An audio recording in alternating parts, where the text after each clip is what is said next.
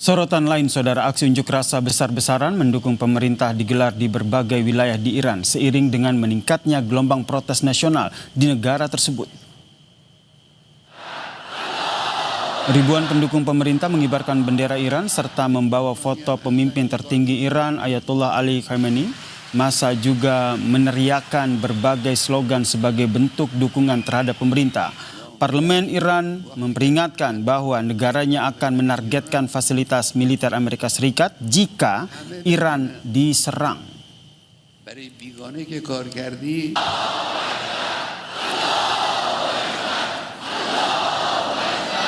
کسانی هم هستن که کارشون تخریبه.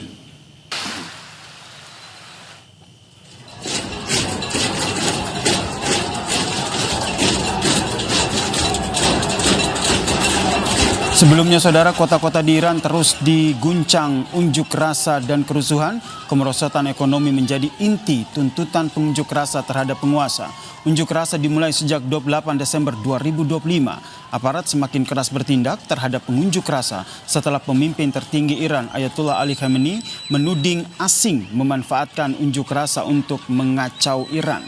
Berdasarkan laporan dari Human Rights Activist News Agency yang berbasis di Amerika Serikat, saudara, lebih dari 10.000 orang telah dipenjara.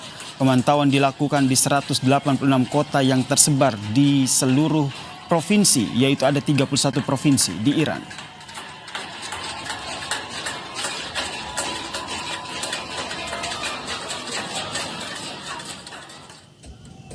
Di tengah protes yang meluas, Presiden Iran berjanji pemerintahannya sedang berupaya memulihkan stabilitas ekonomi.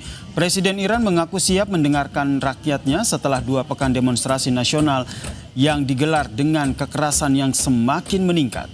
Presiden juga menegaskan tidak akan membiarkan perusuh mengganggu negara.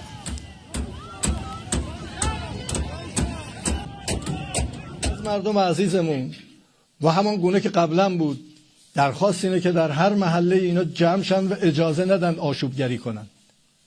مردم باید در صحنه باشن. مردم نگرانی دارن، ما با اونا میشینیم و وظیفمونه نگرانی اونا رو حل کنیم. ولی وظیفه بالاتر اینه که اجازه ندیم یه عده آشوبگر بیان کل جامعه رو به هم بریزن. Presiden Amerika Serikat Donald Trump tengah mempertimbangkan serangkaian opsi tegas terhadap Iran usai demonstrasi di negara itu diyakini telah menewaskan lebih dari 500 orang.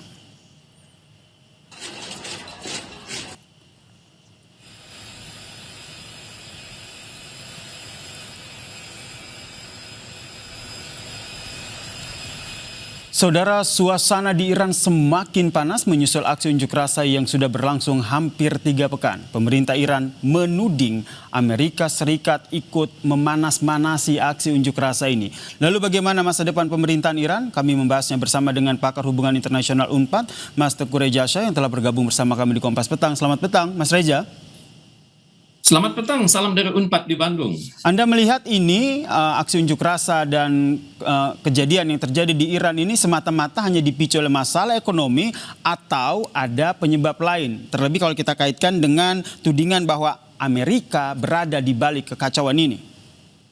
Terima kasih. Kalau kita menyimak dari statement para duta besar Iran di seluruh dunia, yang terjadi adalah keterlibatan intelijen asing yang memperburuk ekonomi Iran. Dan untuk itu pemerintah Iran melakukan berbagai tindakan untuk mengamankan, ya, misalnya melakukan penangkapan. Dan saat ini kalau kita melihat berapa orang yang sudah meninggal, itu kita berhadapan dengan informasi yang simpang siur. Tapi pada saat ini kita melihat bahwa pemerintah Iran sudah memutuskan aliran telepon dan internet.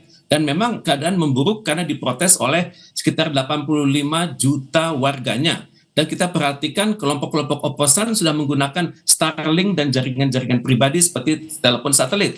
Yang menariknya adalah perbedaan dalam jumlah kematian, ya. Kalau versi Anadolu itu mengatakan kematian itu 116, tapi versi Amerika Serikat adalah 544. Yang ditahan menurut versi Anadolu atau media di Turki adalah 2.600, dan sedangkan di Amerika Serikat menyebutnya adalah 10.600. Tapi memang harus diakui demonstrasi sudah berjalan selama 3 minggu dan sangat dan terbukti mata uang Iran sudah jatuh dan ekspor Iran sudah terganggu. Jadi yang terlihat sekarang adalah demonstrasi itu sudah menyebar bukan hanya di kota-kota kecil tapi sudah masuk ke kota-kota besar di Iran. Dan ini sangat mengganggu pemerintah Iran. Misalnya kita lihat demonstrasi itu terjadi di daerah-daerah seperti Bandar Abbas, kemudian demonstrasi juga sudah mulai menuntut turunnya pemerintahan yang saat ini memimpin. Sudah muncul slogan-slogan misalnya death to the dictator, kemudian long live the Shah. Jadi menurut Anda masalah utamanya adalah ekonomi yang semakin terpuruk ya. Ditambah lagi nih, tadi menarik Anda sampaikan bahwa ada pengaruh dari intelijen asing di sini. Asing yang dimaksudkan di sini siapa?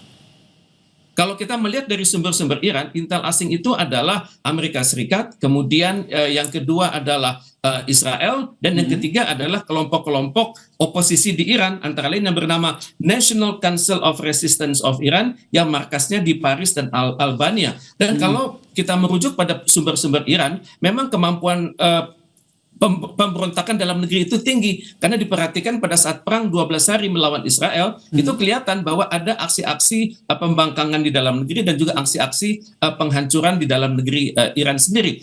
Tapi kalau kita merujuk kepada alasan Amerika Serikat konon akan menyerang Iran, itu harus diakui memang hubungan diplomatik sudah dapat dikatakan tidak ada. Karena sebelum 1979, hubungan Amerika Serikat, Iran, dan Israel itu sangat mesra pada saat Iran dipimpin oleh Syahansyah Muhammad Reza Pahlavi Aryamer, tapi diruntuhkan oleh suatu revolusi Iran tahun 1979 yang dipimpin oleh Ayatollah Ruhollah Khomeini. Dan sejak itu Amerika Serikat dipermalukan terus-menerus, antara lain mereka gagal menyelamatkan para sandera dalam suatu operasi tahun 79 namanya Blue Light Operation. Kemudian juga Amerika Serikat dipermalukan secara internasional saat Oliver North, seorang pejabat National Security Advisor pada Presiden Ronald Reagan, itu bersaksi atas aktivitas ilegal Amerika Serikat di Timur Tengah dan di Latin Amerika. Dan juga tampaknya Amerika Serikat saat ini sangat mendukung ambisi Israel yang bernama Greater Israel. Ini penguasaan Israel atas wilayah-wilayah di Timur Tengah yang terhambat akibat tingginya kemampuan Iran